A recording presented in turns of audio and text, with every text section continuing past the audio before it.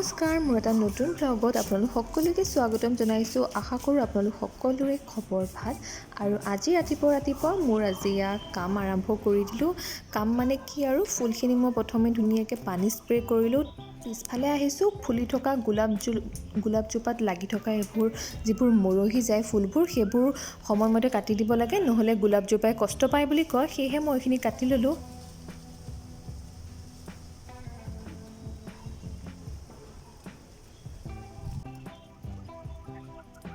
আৰু এইফালে ৰঙা এজোপাও আছে, এতিয়া সেইজোপা কাটিব লৈছোঁ। আৰু এই শহাকেইটা একদমেই ধৰিব নোৱাৰি, ইফালৰ পৰা সিফাল দৌৰিয়ে থাকে। সৰু সৰু পোৱালিও দিছে, কিন্তু বহুত গাঁতৰ দলত সিহঁতক উলিয়াব নোৱাৰি।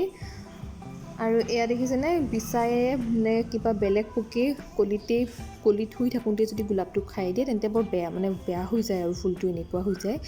কিছুমান কলিও কাটি দিলোঁ। আৰু এতিয়া ভিতৰত আহিলোঁ, বহুত গৰম আচলতে। বৰষুণ যাক দিয়াৰ পাছত যদি এনেকৈ ৰ'দ দি দিয়ে বহুত বেছি গৰম লাগে। আৰু এতিয়া নেমুবোৰ যে একদম বেছি ৰস নাথাকে নেমুবোৰত, আৰু বাকলিটো একদম মিঠা মিঠা হৈ থাকে। আৰু মই নেমু চৰ্বত এনেকৈ ক'লা নিমখ দি খাই বহুত বেছি ভাল পাওঁ। ভাবিলোঁ এনেকৈ খাওঁ, আৰু বাৰান্দাখনত ভালকৈ বহি পেলাই হৈছে মোৰ প্ৰিয় জেগা। সেয়েহে ভাবিলোঁ এইখিনিতে বহি পেলাই খাওঁ। ৰাতিপুৱাৰ সময়, এতিয়া ইমান ধূলি নাহেও, কিন্তু অলপ পিছত বহুত ধূলি আহে। বতাহো যিহেতু এতিয়া মাৰি আছে আৰু একদম লেতেৰা হৈ যায়, সেইকাৰণে যিমানেই পানী দি স্প্ৰে নকৰোঁ কিয় একোৱেই লাভ নহয়। আৰু আজি একদম নতুন ৰেচিপি এটা ট্ৰাই কৰিবলৈ লৈছোঁ, যিটো বেচন দি বনোৱা হয়, আৰু একদম সহজ হয় এইটো। আৰু প্ৰথমবাৰতে মই বনাই পেলাই বহুত ভাল ৰিজাল্ট পালোঁ। সেয়েহে ভাবিলোঁ আপোনালোককো মই ৰেচিপিটো শ্বেয়াৰ কৰোঁ। এয়া দেখিছে, মই 1 কাপ ল'লোঁ বেচন, আৰু এয়া আধা কাপ ল'লোঁ দৈ, আৰু আধা কাপ পানী।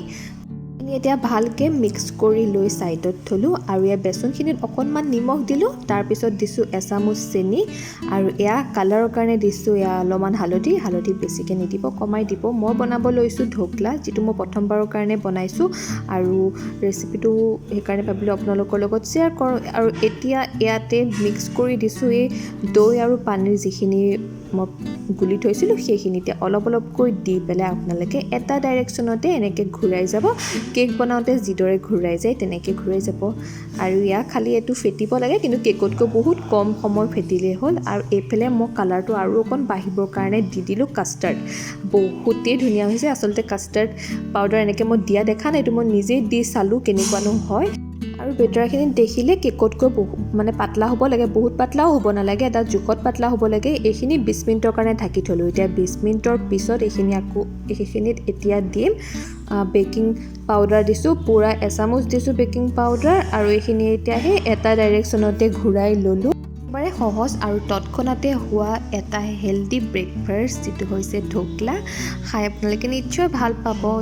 আৰু যিসকলে বনাইছে তেওঁলোকেও যদি এইদৰে বনায়, এইটো বেছি ইজি প্ৰচেছ হয় আচলতে। তাৰপিছত এয়া কেক বনোৱা এটা টিফিন আপোনালোকে ল'ব পাৰে, আৰু য'ত আপোনালোকে কেক বনায়, বা আপোনালোকৰ তাত যেনেকুৱাই পাত্ৰ নাথাকক কিয়, তেনেকুৱা এটা আপোনালোকে ল'ব পাৰে। তাৰপিছত মই প্ৰথমে অকণমান ৰিফাইন ঢালি ল'লোঁ, আৰু এতিয়া গোটেইখিনি ইয়াতে দি ল'লোঁ। আৰু কেৰাহীখনত পানী গৰম হ'বলৈ দি, পানী গৰম হোৱাত এইখিনি এতিয়া থৈ দিম প্ৰায় 20 মিনিটৰ কাৰণে। খুব সোনকালে হৈ যায়, 20 মিনিটতে হৈ যায়। আৰু 20 মিনিটত একদম ৰেডি, ফুলি পেলাই ধুনীয়া হৈছে। আৰু এইটো কালাৰ বিচাৰিছিলোঁ, একদম তেনেকুৱাই হৈছে কালাৰটো। ঢোকলাটো ঠাণ্ডা হ'বলৈ দি এতিয়া মই কেৰাহীখনত অকণমান ৰিফাইন তেল দিছোঁ। ৰিফাইন তেল দিয়াৰ পিছত কেইটামান সৰিয়হ মই ৰিফাইন তেলখিনিত ফুটিবলৈ দিলোঁ। আৰু তাৰপিছত জোখ অনুসৰি ইয়াত পানী দিছোঁ, আৰু এইখিনি অকণমান উতলিবলৈ দি ইয়াত এতিয়া চেনিও দিম। চেনিখিনিও দি ল'লোঁ ইয়াত। আৰু এই যিখিনি পানী হয়, এই পানীখিনি ঢোকলাৰ ওপৰত এনেকৈ দি দিয়া হয়। আৰু এইখিনিও অকণমান সময় 5 মিনিটমান উতলিবলৈ দিলোঁ, হৈ গ'ল। আৰু এতিয়া এইটো আকৌ এবাৰ চাই লওঁ ভালকৈ সিজিছে নে নাই।